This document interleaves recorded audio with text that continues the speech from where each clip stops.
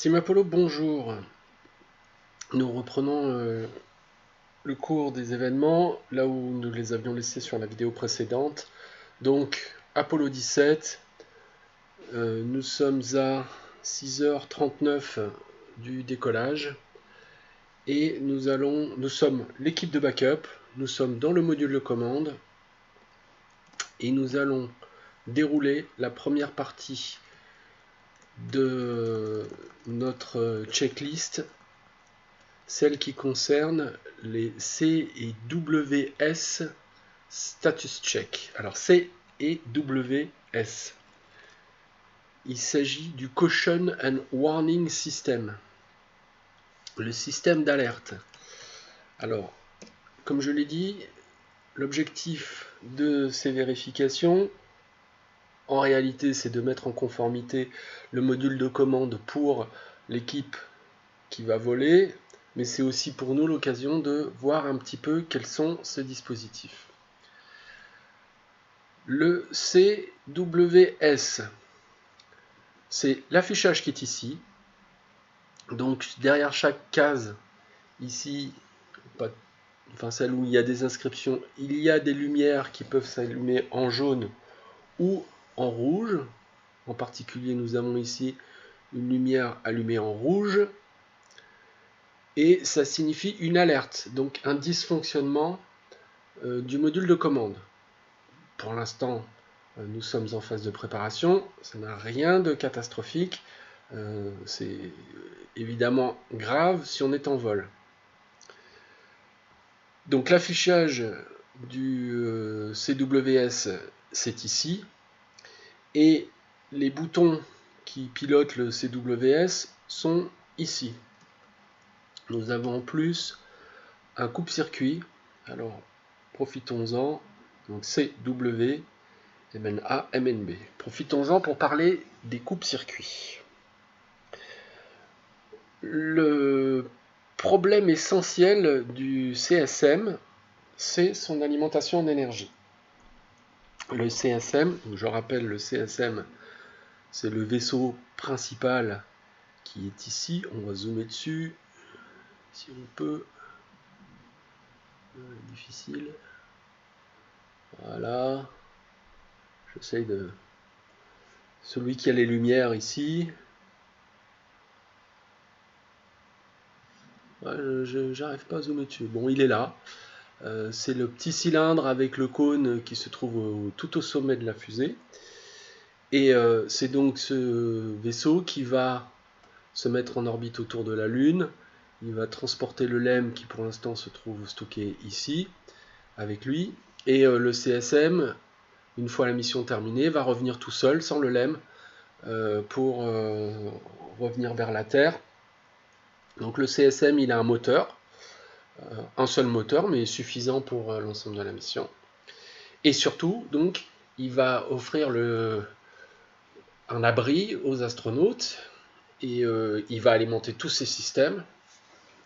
Et pour ça, il faut produire de l'énergie. Donc c'est aussi une centrale électrique. La centrale électrique en question, elle est composée de 3 piles à combustible. Alors, la technologie des piles à combustible consiste à utiliser de l'hydrogène et de l'oxygène pour fabriquer de l'électricité. Je ne vais pas rentrer plus dans les détails, mais on n'a pas de l'énergie en quantité illimitée, et donc tout l'objectif des astronautes dans le CSM, c'est de gérer les énergies qui sont employées. Et donc on voit sur certains panneaux tous ces boutons circulaires qui sont des coupes-circuits. Les coupes-circuits, c'est en quelque sorte la même chose que les disjoncteurs qu'on a chez nous. Ils ont la même fonction, à savoir que si il y a une surtension, le coupe-circuit va ouvrir le circuit. Alors je rappelle, hein, ouvrir un circuit, c'est empêcher l'électricité de passer à l'intérieur. Donc c'est éteindre le dispositif qui se trouve derrière. Il faudra y penser en permanence. Ouvrir un circuit, c'est éteindre. Fermer un circuit, c'est allumé d'une certaine manière. Et donc ici on a toute une série de coupes-circuits. Donc là ce sont les coupes-circuits du système CWS, Caution and Warning System. Et là on voit qu'ils sont fermés. Si j'ouvre, j'enlève la pause, si j'ouvre, voilà ce que ça donne. Si je ferme, voilà ce que ça donne. Bien. Donc là le CWS est alimenté. Et ici, ensuite, on a les boutons qui servent à gérer le CWS. On voit qu'ici, une alarme donc, est activée. Et c'est justement l'alarme du CW. Pourquoi? Parce qu'en fait, il n'est pas en fonction. Donc, il est en train de signaler aux astronautes le système de surveillance est éteint. J'ai une alarme. Je ne suis pas allumé. On ne peut pas en proposer d'autres puisque par définition le système est éteint. Bien, donc revenons ici à la checklist. Et donc on va dérouler la checklist. Alors ce que je vais faire, je vais tricher un petit peu. Normalement, toutes les opérations assurées par le backup crew devraient être terminées en 8 heures. Donc on va pas... comment dire, enfin on va tricher parce que déjà ça fait déjà plus d'une heure que tout devrait être terminé et les astronautes vont arriver dans 4 heures environ. Si je prends le temps de faire des commentaires, etc., 4 heures ne vont pas suffire à faire toutes les opérations. Donc évidemment on ne va pas se mettre dans les conditions complètement réelles et je vais souvent mettre le simulateur en pause. Bien, CW norme. Donc ici nous avons les boutons du CW et ici nous avons le bouton normal qui a 3 positions, normal, boost et ACK. Alors en position normale, on est en mode normal, comme son nom l'indique, du CWS. À savoir que le CWS va afficher toutes les alertes de façon nominale. La deuxième position, la position boost, est quasiment identique à la position normale, à ceci près que, alors, ce bouton-là et celui-ci, donc un qui est destiné aux pilotes de module lunaire, mais qui est accessible depuis le CDR. Alors peut-être à la place de pilote de module lunaire, j'utiliserai maintenant le sigle LMP, Lunar Module Pilote. Au centre, donc le pilote du module de commande, le CMP, donc LMP, CMP, et le commandant, Commander, CDR. Donc ça c'est le bouton du CDR, le pilote, le vrai pilote en fait. Et ici, le bouton du LMP. On voit que ces boutons s'allument en rouge. Dès qu'il y a une alerte qui se déclenche ici, les deux boutons s'allument. Et on peut appuyer dessus pour interrompre les alertes, on verra. Pour l'instant, on n'en est pas là. Donc en mode normal, tout ça fonctionne. Si ce n'est que là, évidemment, le système n'est pas en marche. Donc ça ne fonctionnerait pas. En mode boost, tout fonctionne de la même manière, sauf ce bouton. Ce bouton ne s'allume plus.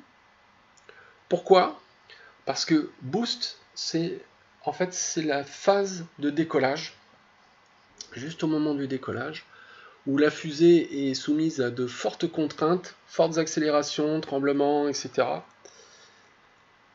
Et aussi une phase critique qui est sujette éventuellement à un arrêt d'urgence. Arrêt d'urgence qui est signifié ici par cette lumière. Et pour éviter que le pilote se trompe entre cette lumière qui est aussi un bouton et s'il appuie dessus, ça arrête la mission, pour qu'il il évite toute confusion entre ce bouton-là et ce bouton-là. Pendant la phase de boost, ce bouton-là est désactivé. S'il y a une alarme, il n'y a que le bouton du LMP qui va s'allumer, et ce sera le LMP qui va signaler le problème et éventuellement appuyer sur ce bouton-là. Voilà. Et ACK, c'est une position qui éteint les boutons qui sont là. En plus de ces boutons, il y a une alarme sonore, et donc ça interrompt l'alarme sonore. Bien. Donc, on nous demande de nous mettre sur norme. Eh bien, c'est déjà le cas. Ensuite, on nous demande de nous mettre sur CSM. Donc ici, le deuxième bouton indique deux positions, soit CSM, soit CM. Alors, le système CWS va monitorer, va surveiller différents systèmes du CSM pendant 99% de la mission. Sauf que, au dernier moment, le module de commande va se détacher du module de service, et si ce système-là continue à fonctionner normalement, il détecterait un gros problème, à savoir je n'ai plus les piles à combustible du service de module, je n'ai plus l'oxygène du service de module, etc. Et donc il nous afficherait tout un tas d'alertes qui en réalité sont erronées, puisque effectivement on a effectué cette séparation et qu'elle est normale. Donc au moment de la séparation, on indique au CWS, maintenant on s'est séparé du module de service, on n'est plus un CSM, on est juste un module de commande tout seul, et un certain nombre donc de surveillances sont désactivées parce qu'elles sont non pertinentes. Donc on nous demande d'être en CSM, c'est le cas. Ensuite, on nous demande de nous mettre sur Power 2. Alors c'est le moment, on va le faire. Power 1 ou 2. On se met sur 2. Et là, le système se met à beugler. Bonne nouvelle, on a mis le CWS sous tension. Et donc, on n'a plus l'alarme ici. Par contre, on a deux autres alarmes qui ont donc déclenché l'alarme sonore. Et le bouton ici est allumé. Allons voir ce qu'on nous dit. On nous dit d'appuyer sur le bouton Master Alarm. Et ça arrête l'alarme sonore. Et ça éteint la lumière ici. En gros, on a dit OK, on a compris, il y a une alarme, on regarde. C'est plus la peine de nous alerter. Notons que de l'autre côté, le bouton est lui aussi éteint. On se remet sur pause. Je reviens ici sur Power 1, 2. Et donc la position au centre, vous l'avez compris, c'est une position off. Pourquoi Power 1, Power 2 ? On va retrouver très souvent ce qu'on appelle des systèmes redondés. À savoir que ici, le CWS est alimenté de deux manières différentes, par deux systèmes différents. Je ne peux pas le certifier, mais il est probable que Power 1 vienne du bus électrique 1 et Power 2 électrique A et Power 2 du bus électrique B. En fait, tout le système d'alimentation électrique dans le CSM est doublé. Certains systèmes sont même triplés. Par exemple, on a 3 piles à combustible. Donc on a plein de systèmes redondés, et en particulier donc l'alimentation du CWS est redondée avec deux sources de puissance. C'est ça qu'il faut mémoriser. Je fais un petit aparté. L'objectif de ces vidéos, c'est de se poser la question de savoir ce que font les astronautes à l'intérieur d'un module Apollo. Quel était leur rôle tout au long de la mission. Dans la majorité des cas, à part la célèbre Apollo 13, toutes les missions se sont déroulées correctement et il y a eu en définitive assez peu de problèmes. Il y a eu une péripétie au décollage avec Apollo 12, où la fusée a pris à 2 reprises la foudre, et les systèmes électriques se sont mis en panne avec tout plein d'alertes qui se sont déclenchées pendant la phase de décollage. On imagine le stress des astronautes à ce moment-là. Mais finalement, il y a eu une action qui a été menée et les choses sont rentrées dans l'ordre immédiatement. Il y avait rien de bien grave en réalité. C'était juste une perturbation électrique qui avait fait disjoncter un certain nombre de systèmes de mesure, etc. Bien. Donc, quelle est la fonction des astronautes à l'intérieur de la fusée? Si on est très simpliste, pas grand-chose. On verra que beaucoup de systèmes sont automatisés et il y a beaucoup d'assistance, etc. Donc, en définitive, leur rôle, leur intervention dans un vol nominal, il y avait des choses à faire, beaucoup de choses, vous allez voir, beaucoup de choses à faire, mais des choses assez basiques. En revanche, toute leur formation et aussi leur qualité personnelle en termes de calme, euh, le fait d'avoir vraiment la tête froide et en particulier d'avoir choisi des pilotes d'essai, etc., qui étaient habitués au risque euh, et de gérer des situations dans des conditions de risque. C'est justement, par exemple, si ce système-là venait à subir un problème, et bien tout simplement de basculer de Power 2 à Power 1. Bon là, évidemment, c'est assez simple de comprendre que si le CWS est en panne, il faut essayer l'autre alimentation.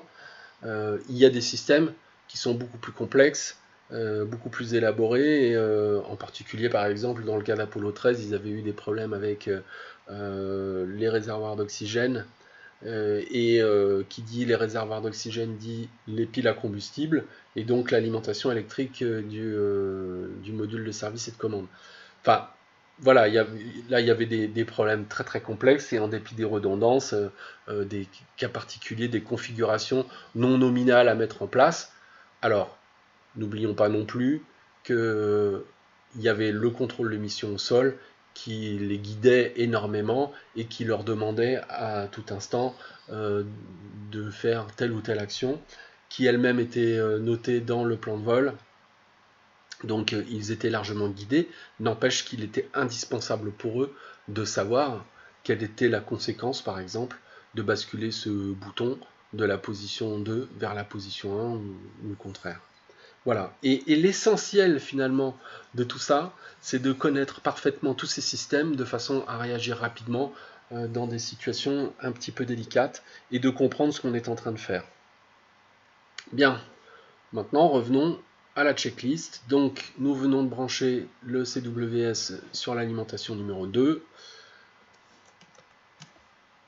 On a arrêté l'alarme et on nous demande maintenant de le basculer sur 1 pour vérifier que l'alimentation numéro 1 fonctionne elle aussi. Et d'ailleurs, c'est l'alimentation nominale, celle qui va être utilisée, et donc on va rester sur le 1.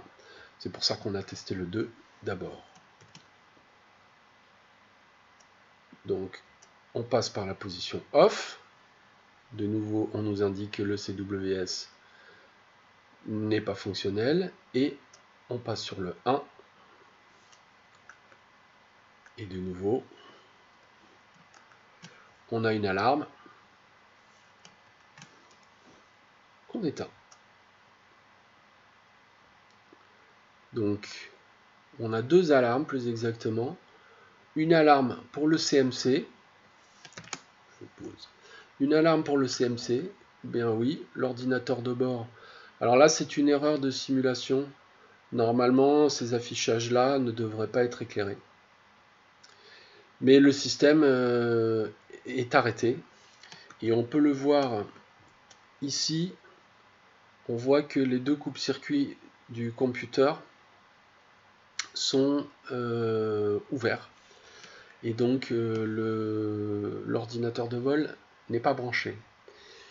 Ce qui est assez perturbant dans les checklists, c'est que nulle part on voit d'instructions pour allumer l'ordinateur. Alors peut-être aurait-il fallu le faire pendant justement ces tests, je n'en sais rien. Donc j'ai rajouté une étape dans les checklists pour allumer l'ordinateur. Si on l'allumait maintenant, il serait en erreur en fait. Donc j'ai choisi de ne pas l'allumer tout de suite. C'est pas indispensable. Donc on va garder cette alerte allumée. Et ici on a une autre alerte liée au compresseur Suit Compressors. Donc Suit, ce sont les scaphandres, les compresseurs pour les scaphandres. Bon, ils sont en train de... Enfin, on nous indique que les scaphandres ne sont pas branchés, en fait. Et évidemment, c'est normal, puisque il n'y a personne à l'intérieur de la cabine. En tout cas, la cabine, elle est ouverte. Nous, on est dedans. On respire l'air qui est dans l'atmosphère terrestre à travers la porte. Mais il n'y a pas d'occupant en scaphandre à l'intérieur de la cabine. D'ailleurs, j'en viens aussi au MFD qui est ici. Parlons un petit peu des MFD. Je vais le fermer. Les MFD sont des affichages qui ne font pas partie du vaisseau. Ce sont des affichages supplémentaires qu'on peut considérer comme des interfaces avec le simulateur, d'une certaine manière. Et en fait, il existe tout plein de MFD différents. Certains sont optionnels, sont modulaires. On en a installé avec NASSP lorsqu'on a fait l'installation d'Orbiter, etc. Et donc, ici, alors, on peut choisir, voilà, on a la liste des MFD qui sont disponibles dans ma configuration ici. Orbite, par exemple, qui nous montre notre orbite actuelle. Bon, nous sommes à la surface de la Terre, et si la Terre disparaissait, on irait vers le centre, ou si on pouvait traverser la Terre, on irait vers le centre. Bon, les choses qu'on a déjà vues. Surface, ça ce serait si on avait un vaisseau qui ressemble plus à un avion, une navette, ce genre de choses-là. Une carte, donc on voit qu'on est ici.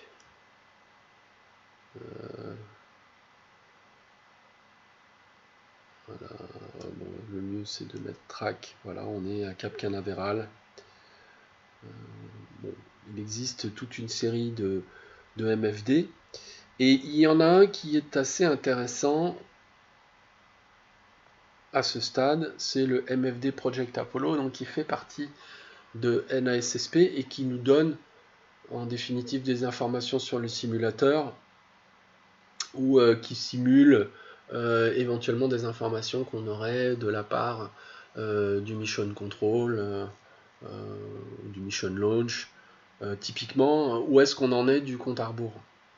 On regarderait sur notre montre ou éventuellement on communiquerait par radio avec les équipes techniques au sol pour le savoir.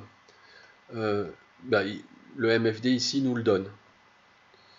Et si on clique sur le bouton EMS ici, il y a d'autres informations intéressantes qui peuvent s'afficher. Pourquoi ça ne marche pas? Back, pardon. ECS. ECS. Donc il nous donne le crew status. Donc là l'équipage est OK, ça veut dire que l'équipage n'est pas mort. Et en particulier oui, puisque en fait le nombre d'astronautes dans la cabine pour l'instant est de 0. Ce nombre-là correspond au nombre d'astronautes, par exemple quand ils vont arriver avec les scaphandres. Bon, en gros le nombre d'astronautes dans la mission. Là, l'écoutille est ouverte, on ne fait pas partie de la mission, etc. Donc on maintient ce nombre à 0. Voilà.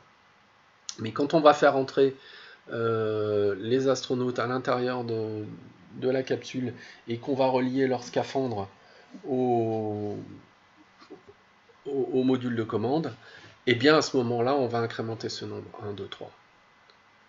Voilà pour les MFD. Et donc, ici, nous avons notre compte à rebours.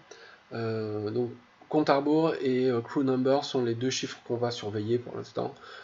Et en particulier le compte à rebours, le crew number va rester à 0. Bien, revenons ici à la checklist. Donc, on a basculé sur Power 1, on a arrêté l'alarme. Et maintenant, on va faire les tests de lampe. Donc, on peut tester que toutes les lumières qui sont là fonctionnent. Donc derrière, aujourd'hui, on aurait des LED ou des affichages numériques. À l'époque, c'était des lampes peut-être à incandescence, je ne sais pas trop, qui s'allumaient derrière des plaques en plastique. Et donc, on va tester tout simplement que ces lampes ne sont pas grillées. Et donc, pour ça, on va appuyer là. On va remonter ce bouton. Si on le lâche, il redescend. Et on visualise que toutes les lumières jaunes à gauche sont éclairées. Alors, en fait, il va falloir faire plus que ça. Donc, il faut maintenir ce bouton appuyé. Mais je vais avoir besoin de ma souris. Donc, ce que je vais faire, je vais appuyer sur Shift et sur le bouton. Et là, ça maintient le bouton comme si j'avais mon doigt sur l'interrupteur. Et donc, que nous dit la checklist? Elle nous dit, eh bien, vérifier que le lamp test 1, voilà, on est là. Master alarm, il est sur le 1, sur le panneau 1, il est sur on, et que on a 15 lumières allumées. LH, ça veut dire left hand CW, donc du côté gauche du CW, on a 15 lumières allumées. Alors, normalement, on ne compte pas les lumières. Bon, là, on va regarder. 1, 2, 3, 4, 5, 10, 11, 12, 13, 14, 15. Donc, les 15 lumières sont bien allumées. Et on nous demande de vérifier le bouton sur le panneau numéro 1. Il est allumé. Parfait. Qu'est-ce qu'on doit faire après? Donc, on nous avait dit de maintenir le bouton 1 pour vérifier. On passe sur le norme sur boost. Alors, on l'a vu tout à l'heure. Normalement, ça va éteindre ce bouton-là. On passe sur boost. Et effectivement, ce bouton s'éteint bien. Donc on a vérifié que ce système fonctionne. Master alarm, push button light, out. Sur le panneau 1. On vérifie que celui... on repasse sur norme. Pardon. On repasse sur norme. Et on vérifie que le bouton sur le panneau 1 s'est bien rallumé. On. On l'a vu, oui, il s'est rallumé. Ensuite, CW... non, ensuite, CW lamp test 2, hold. Donc, on va faire le test 2. Donc on bascule le bouton lamp test de l'autre côté. Donc encore une fois, si je lâche, ça lâche le bouton. Donc Shift, clic. Cette fois-ci, on a les afficheurs qui sont là, qui sont allumés. Le bouton de ce côté-là, il n'est pas testé par le test 2. C'est le bouton sur le panneau 3 qui est testé cette fois-ci. Celui-ci. Bien. Donc, lamp test 2, master alarm sur le panneau 1 est éteint, on vient de le voir. Les 15 lumières de gauche, left hand, sont éteintes, on l'a vu. Le master alarm push button du panneau 3 est allumé. Et on a 20 lumières qui sont allumées côté droit. Oui. Donc là, 20 lumières, 5 et 5, 10, 7, 8, 9, 10, 11, 12, 13, 14. Ah, tiens, pourquoi 20? Bon, 5. Ah oui, normalement, il y aurait aussi celle-là. Là. Alors peut-être que ça aussi, je fais pause. Ça aussi, c'est un autre sujet. Le module de commande dont on dispose ici, c'est le module de commande des premières missions Apollo. NASSP s'est beaucoup fixé sur la mission Apollo 8. Donc c'est la mission qui, la première, s'est mise en orbite autour de la Lune, sans LEM. Et donc avant même le premier atterrissage sur la Lune. Donc c'est une mission juste avec un CSM. Ensuite, la mission Apollo 11, alors c'est une mission type G. Bon, vous trouverez des informations au sujet des types de missions. Donc la toute première mission qui a atterri sur la Lune, c'était mission type G. Et donc l'objectif, c'était clairement pour la NASA que le LEM se pose sur la Lune, que les astronautes mettent le pied sur la Lune, plantent le drapeau, ramassent quelques échantillons et surtout reviennent sur Terre. Il y avait beaucoup de politique derrière, la science était vraiment au second plan, même au troisième plan, parce qu'il y avait beaucoup de politique derrière. Il y avait surtout aussi l'idée de valider le concept, technologiquement parlant, de s'assurer que ça fonctionnait, que c'était possible. Et la science, elle était prévue pour les missions suivantes. Donc il n'y a eu qu'une seule mission de type G, c'est la mission Apollo 11. Et ensuite, il y a eu des missions type H, qui sont Apollo 12, 13 et 14. Bon, Apollo 13, malheureusement, la mission a été annulée en cours de vol. Donc 13 et 14 qui se sont posés sur la Lune pour cette fois-ci faire de la science. Les astronautes étaient à pied, s'éloignaient pas très très loin du LEM, mais ont récolté pas mal d'échantillons.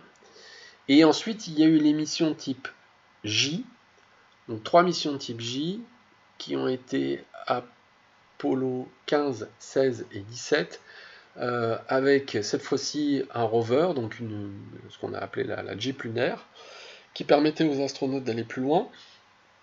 Mais aussi autour de la Lune, le CSM conduisait des missions scientifiques, et donc il y avait une baie, la SIM Bay, donc Science Instrument and Measurement Bay, je ne sais pas comment dire, un placard, un coffre, donc qui permettait de filmer, de faire des mesures, etc. Et donc il y a des fonctionnalités supplémentaires qui ont été rajoutées dans les CSM, dans le LEM, etc., même sur le lanceur, le launch véhicule. Et donc il n'est pas impossible qu'il y ait des affichages ici qui aient été rajoutés par la suite, justement correspondant à ces fonctions supplémentaires qui sont apparues par la suite. Donc il y a des différences. Apollo 17, là dont on est en train de parler, est une mission J, et il y a des différences entre le CSM de la mission Apollo 8 et le CSM, ou même de la mission Apollo 11, et le CSM de Apollo 17. Donc certaines choses ne sont pas simulées ici. Et il est donc possible que on nous dise 20 affichages, parce que les 4 affichages manquants, ou laissés libres ici, auraient pu être ensuite utilisés pour d'autres choses. On digresse énormément, mais ces premières vidéos vont permettre aussi de mettre un certain nombre de choses en place, et effectivement c'est des choses sur lesquelles on ne sera pas obligé de revenir par la suite sur les opérations suivantes, puisque les acquis culturels sur les missions Apollo auront été vus. Bien, donc nos 20 lumières sont allumées, on a vérifié que le bouton du panneau 3 était allumé, on relâche les tests. On pourrait s'amuser à bouger sur Boost, on voit que si je me mets sur Boost, le bouton à droite reste allumé. Bien, et donc on relâche les tests. La lumière du bouton 3 s'est éteinte. Les autres lumières, cette fois-ci il y en a 19. Amusant. Elles se sont éteintes. Et on nous demande de nous mettre sur ACK. Donc la position ACK, c'est j'éteins ça. C'est-à-dire, ok, j'ai pris connaissance.